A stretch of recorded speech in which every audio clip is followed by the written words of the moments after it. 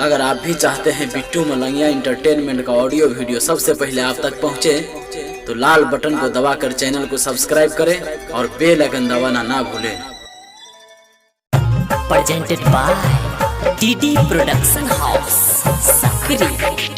DJ Sumit Saji Sudaima.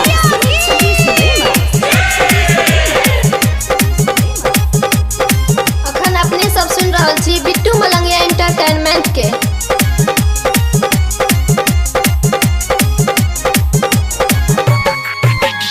हाट पर आई है गे छौरी साथ में आई है गे। हाट पर आई है गे छौरी साथ में आई है गे। यही बेर सैट के छठ मनहबे छौरी घाट पर आई है गे। यही बेर सैट के छठ मनहबे छौरी घाट पर आई है गे। घाट पर आई है गे छौरी साथ में आई है गे। घाट पर आई है गे छौरी साथ में आई है गे। यही बेर सैट के छठ मनहबे छौरी घाट पर आई है गे। यही बेर सैट के छठ मनहबे छौरी घाट पर आई है गे। DJ Sumit Saji Sudaima. DJ Bittu Malangia. DJ Bittu Malangia. Madhubani.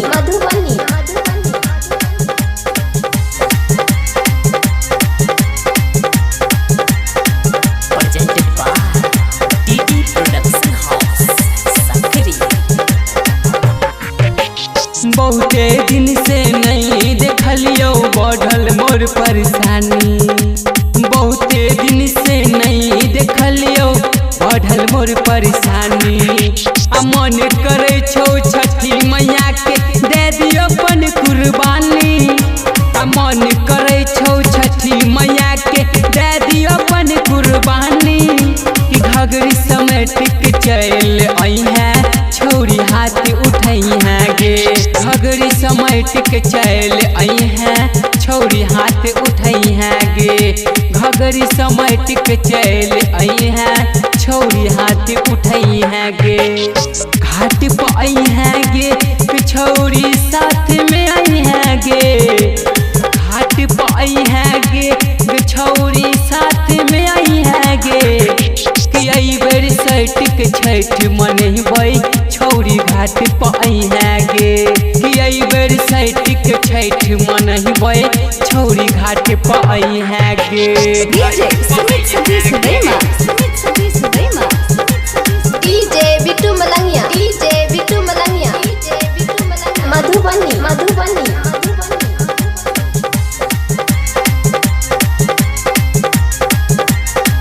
Presented by DD Production House, Sakri.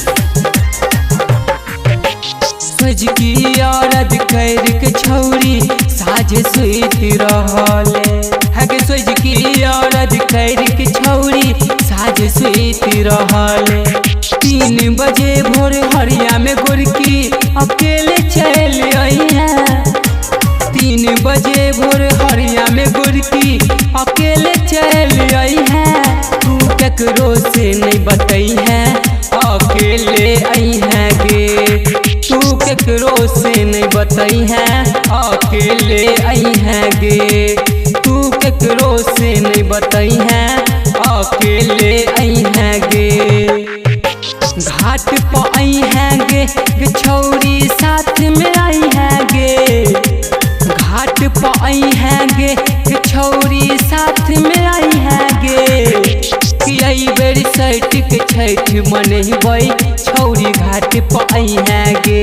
कि आई बेर सैट के छठ मनहबे छौरी घाट पर आई है गे। DJ Sumit Saji Sudaima. DJ Bittu Malangia. DJ Bittu Malangia. Madhubani.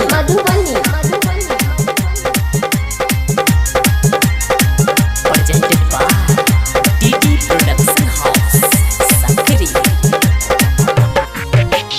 घाट बनलियो तोरा सामने भाई तोहर खोखियाई छौ।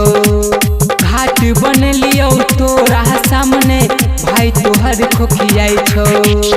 अली